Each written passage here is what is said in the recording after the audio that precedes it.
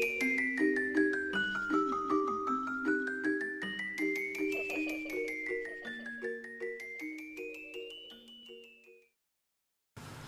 guys! So I thought this video would be a bit more normal, so we're going to wing this and see what happens. I'm going to use the Lawn Fawn's Happy Haunting stamp set today, and actually I've already stamped and die cut and coloured a few or all of the images. I just think that's a good way if you suddenly need a quick card to have stuff like that on hand.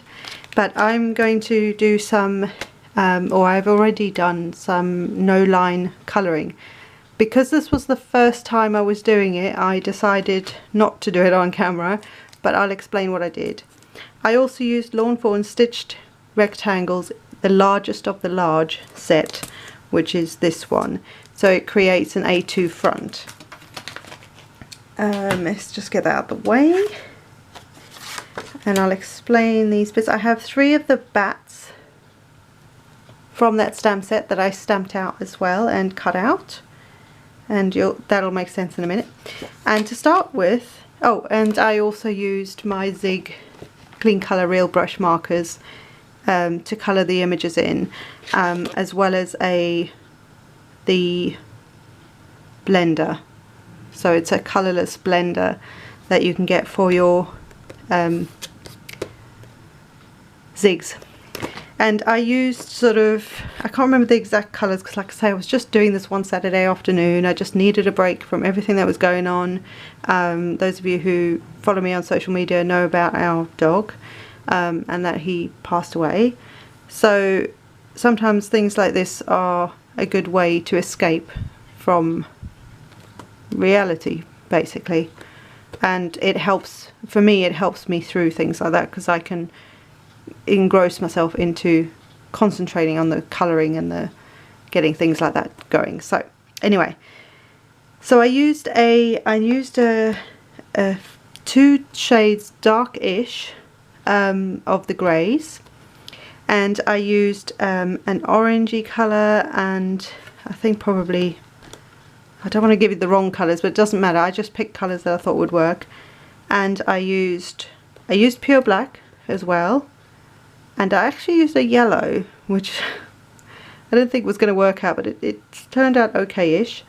And I used a very pale grey for the ghosts. I think that was it. Oh, and a brown, a sort of darkish brown for the tree. And then I used this blender pen to just move the colour out. So basically, this is a piece of this is Bristol Smooth cardstock, and this is also the first time I've used Bristol Smooth with my zigs. So that was another thing. I love watercolour paper. I'm a big watercolour paper fan. And I never used this before, and I've heard that they work really well with these, and they do. They help them blend really easily. The colour just moves really well. But try different papers. You'll find what works for you. And it's very, very smooth. So, you know, you've got to try things sometimes. I think you'll find what works well for your way of crafting.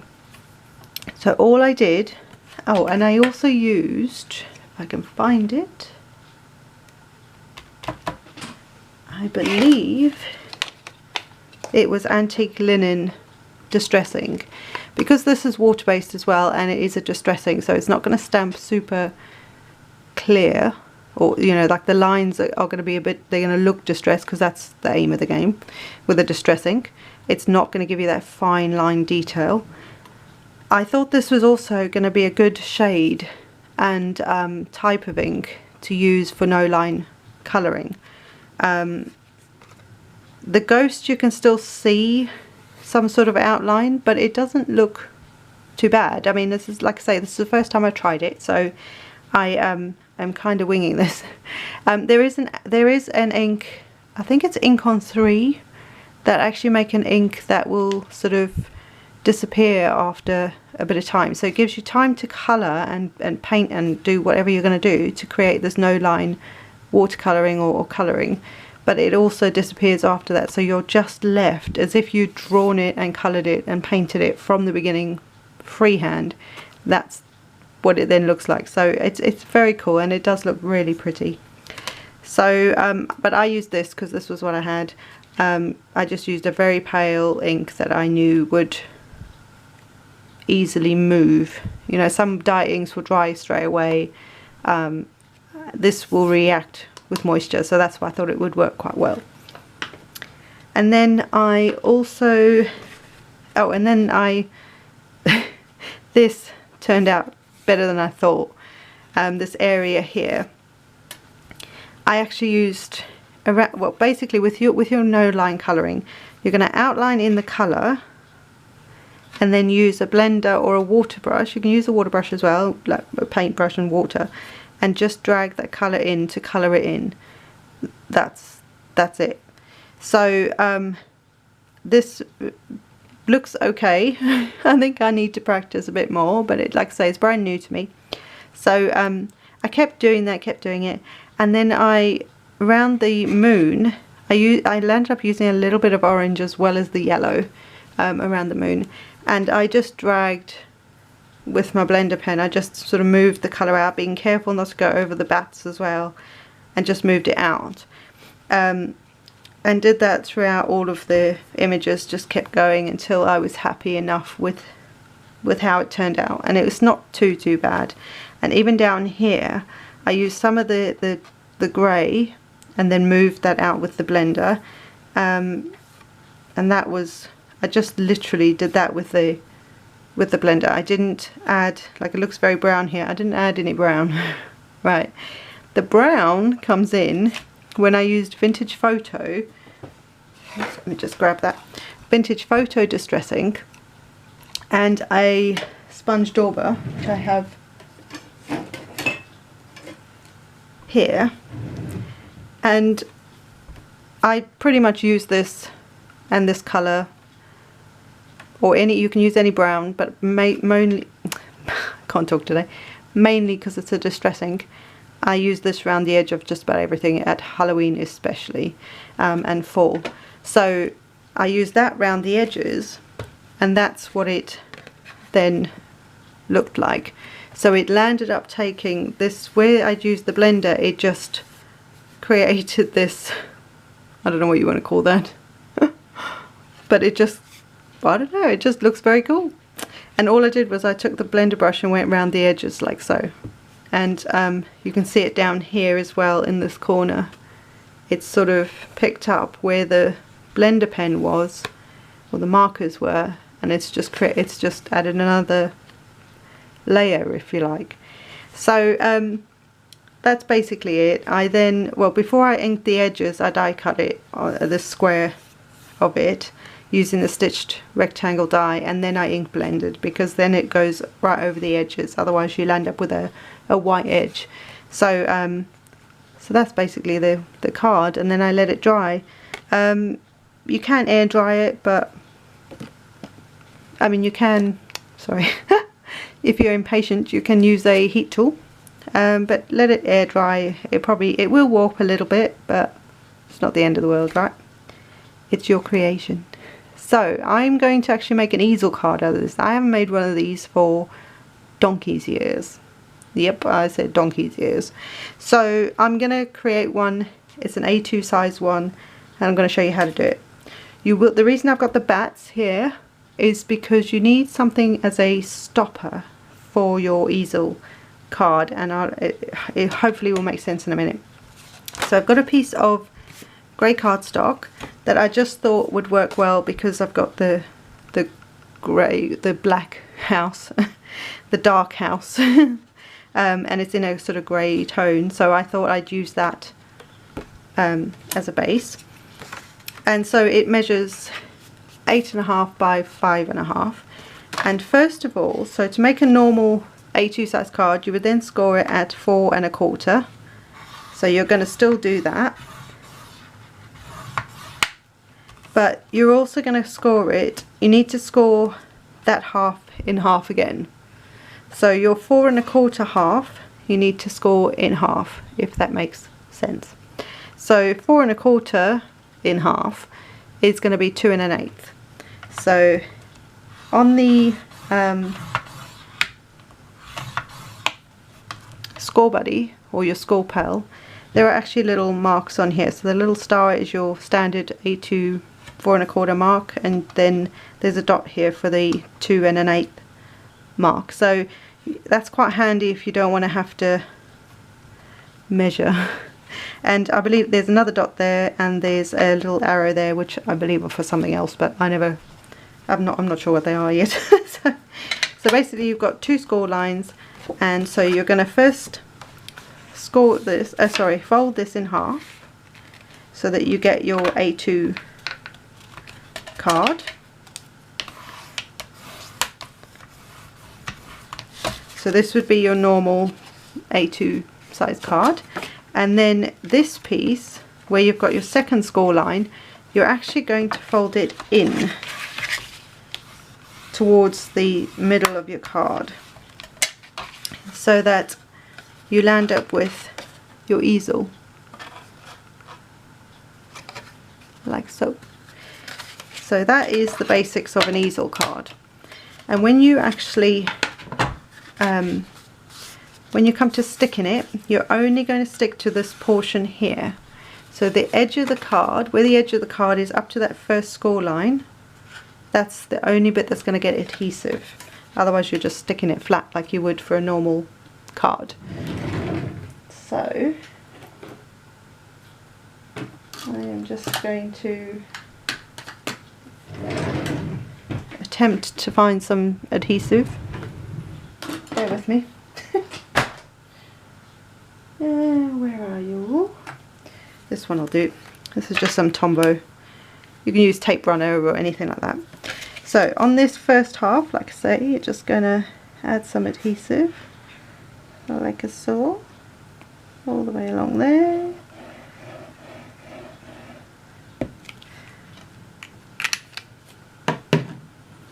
And then what you're going to do, so mine's going to be a landscape card, so the bottom edge is going to be at the bottom edge of my landscape card, and that's where I'm going to line this up. Although in theory it should just line up with your card base. So if I have, don't move it.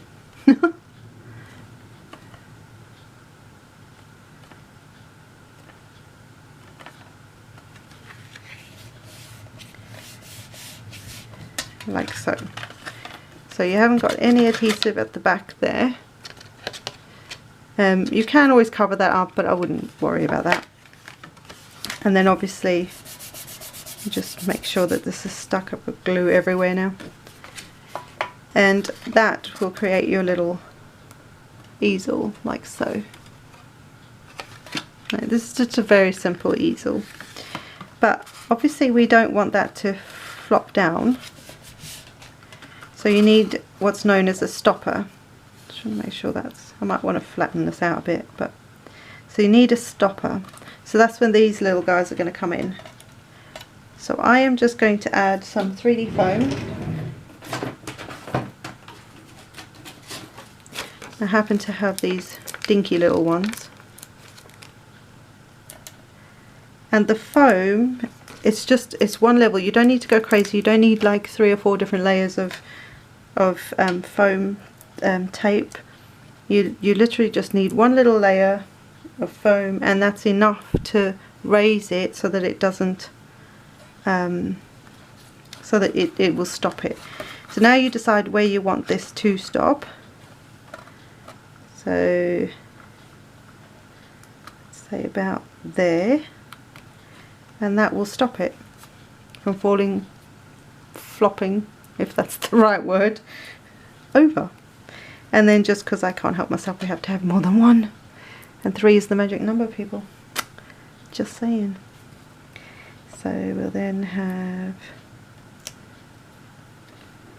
like that, but really that one bat is the only one that's going to hold it up. So when you close it, it will just lie fairly flat. I mean, it won't be completely flat because you've got a bit of 3D. When somebody opens it, you've also got space here to write a message, and then when they open, they can just prop it up, and it will look very cute on the side, like so. That's what it will look like when it's propped. and obviously when you're from the side again, that's what it looks like. You can also do this if you've got a if your card open is top folding, so it's sort of this way around. This, if your fold is at the top here, then just measure this distance down here and divide it in half and do exactly the same thing. So so this one, if you had a top folding card, this would be, this length would be 5.5, so you would have it at whatever half of that is, so 2 3/4, if my maths is correct. Don't hold me to that. And that's, you're doing exactly the same thing. So there you go, guys. I know this obviously wasn't a demo type video, but hopefully you've got a nice idea of making a easel card. And also, if you wanted to try and give the whole no line watercolouring a go, I'm going to keep doing it. I'm going to keep practicing. Like I say, I love how this turned out. It's a bit messed up because like this looks really kind of weird, but it's a Halloween card, so it's going to, and that's good. The other thing I could do, in fact I'm going to do this quickly, is just to tie everything in, so you will get a bit of demo today. I'm going to just add some vintage photo around here, just to add, oh, and I probably should have done it around them as well, but that's okay. I'm not moving my card either because I don't really want it on the back of the card, but again, doesn't really matter, it's Halloween. Who cares? If it's messed up, it's messed up, man. I did this in another video, trying to hold it all squonky doodle. So that way the inside looks and matches the freakiness. Okay, I'm not making any sense now, right? I'm gonna go. Anyway, I hope you enjoyed that. I hope you enjoyed learning something new. Hopefully it was new for you. Like I say, easel cards have been around for years and years and years, and I just suddenly went, that's what I'll do with this one. So there you go, guys. Happy Halloween. Fall season. We're not quite in October yet, but happy Halloween. Or we might be when this goes up, I don't know. But see you in the next one, guys. Bye.